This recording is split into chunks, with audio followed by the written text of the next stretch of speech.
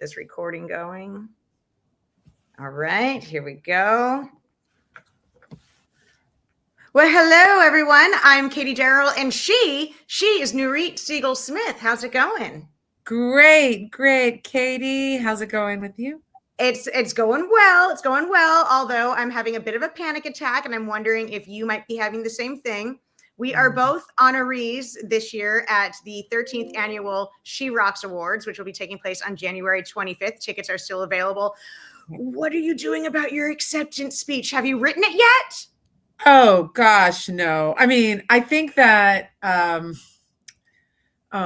Katie, this is going to be one of those things where I think we're still in that space and time where life is moving so quickly around us. And so I'm going to make sure that when I write the speech, it's going to feel real and it's going to feel in the moment. I think that that's something that I think that we're going to have to do a little bit of that, just because it's going to feel as if I wrote it on the drive there. It's like, who knows what will happen? I mean, I feel like we're in that time right now where who knows what's going to happen in the next month, and I want to be open to it.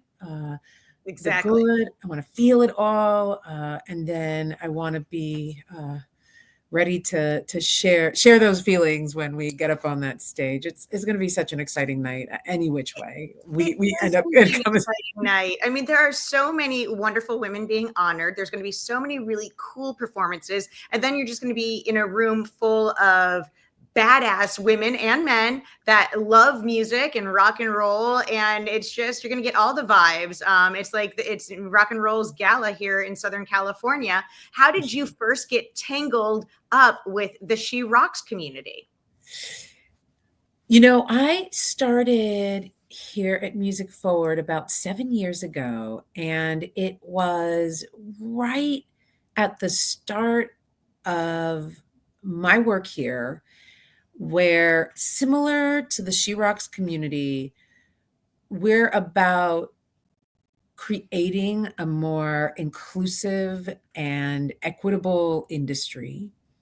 And it was probably months into my job here that we partnered with the women and understood that our young women that we were serving needed to see themselves reflected in roles and have that bridge between those that were working in the industry into those that were dreaming about being in the industry. And so we just created an amazing evening, which led to another partnership, and also was able to be at some of these events. And just, again, like you said, like the power in the room, and the energy of celebration. I think it's a party. There's a bar. For sure. Love it. I really want to dig into peel the onion on your career a little bit. You did mention that you're over at Music Forward Foundation. You're the executive director, and this is a charitable partnership in conjunction with Live Nation. I'm probably saying it wrong. Please say it way better than me. It sounds perfect. I think any which way it's said.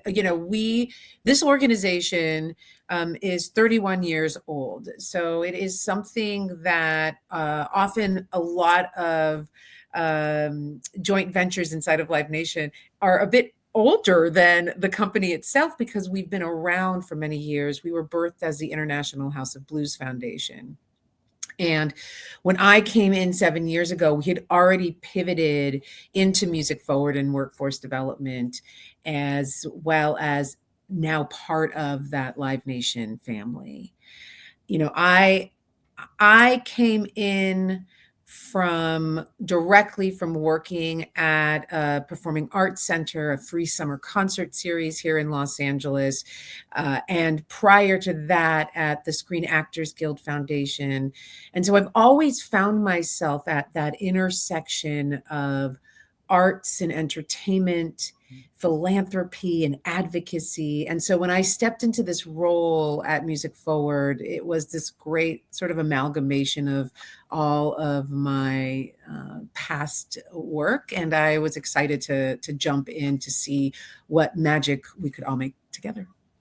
And it is magic. Performance and artistry is true magic. The creativity is so neat. And to think that that's running through people's veins. When did you first discover your love and your passion for performance? I don't remember not having that, right? I interestingly enough, I felt like I was a shy-ish kid, but I definitely, even like all the report cards said, talks excessively, acts out in class. Like there was always like that moment of, Yeah. I just always had that. And I ended up graduating with dance and theater degrees, was in a band for many years. And I remember even telling my mother, I think I'm a performance artist. Like not only I created so much and just would love to jump on stages. And frankly, I still get up on stage and perform and do in different ways, right? Whether dance, theater, music. But I also find now that my creativity, I can move it through how I craft and sculpt organizations and social impact and different things like that. So I think that you're right. Even creativity, as it pulses through us, can take on different forms, and how through as we grow and mature, how it shifts and moves through us, shifts as well. We talked about working with nonprofits, and you wear the crown in the music nonprofit departments. It seemed like, but one of the organizations or one of the fundraising campaigns that you worked on involved the crew members. Yeah. And I love this one because so often it's the people behind the scenes that get forgotten about. It's so easy to ooh and ah over the person at the microphone with the guitar strapped on, but the behind the scenes stuff. Can you tell me a little bit about this? Crew Nation was something that we built with Live Nation. I mean, COVID hit, and by April, we had this fund running. And I just to riff on what you were saying, I challenged, and I still challenge folks in the crew world, in production, what if we, after every show, like the crawl at the end of a movie, did a crawl of all the people involved in creating that event that night? And right, you start seeing, not only do you start seeing jobs and careers and roles, right, but you start celebrating and acknowledging all the people and all the effort that went into it. You can't, from Music Forward's perspective, we were looking at it always, and crew and production, from a pathway and making young people aware that these are jobs and roles. Some venues have 1,000 careers in them, that has 1,000 jobs and different careers that are future visioning for young people that have passions in music. But when we launched the Crew Nation Fund, you're so right. It rarely are they being acknowledged. The Department of Labor isn't even, tracking them. So they weren't even getting supported when all the crap hit the fan. So we realized how critical this fund was, not just to support the people and literally give money to them for survival, but to share, raise the flag and wave it and say, we're here. This industry is here, and we want to continue to highlight, celebrate, and support our crew family. It's like Horton Hears a Who, right? We are here. We are here. We are here. That's exactly it. And to this day, we've been running the fund quietly, but when we see um, certain countries in war. We recently, with the hurricanes, we've been able to support a number of crew members recently as well. So it's just quiet, but look out for some announcements coming soon. That's awesome. Well, Yeah. Nurit Siegel Smith is being honored at the She Rocks Awards this January 25th. It will be the 13th annual celebration for the She Rocks Awards. It's a great time. It's a fun time. It's a rock and roll gala. It's the it's the who's who of the music industry. Congratulations on being honored. You must just feel so proud, right? It's nice. You've been nodding your head towards so many other people. It's nice to have someone nod their head at you.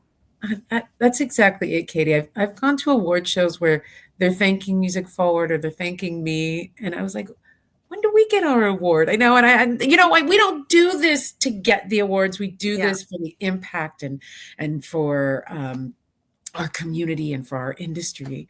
But it's so wonderful to be acknowledged, and I thank the She Rocks team so much for recognizing me and our organization in this process. And I look forward to seeing everybody there. It's going to be a good time. Do you have a place picked out for your trophy when you bring it home? Oh no, you're making me have to think about all of these things. Maybe it'll go into the office. Who knows? I like as well. But yeah, I'm just excited to be celebrating with you and everybody on January 25th. It's going to be great. Tickets are still available. We hope we see all of you there as well. And if you see us, please give us a big hug, a big pat on the back, right? Hey, pats on the back.